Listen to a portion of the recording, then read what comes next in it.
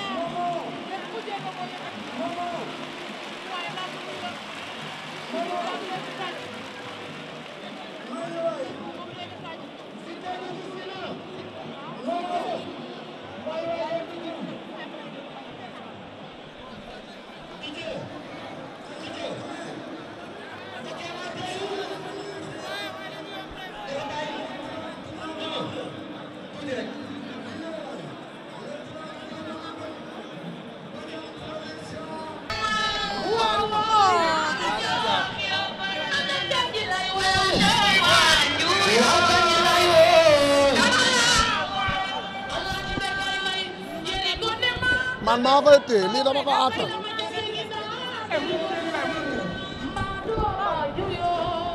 bàyyi andi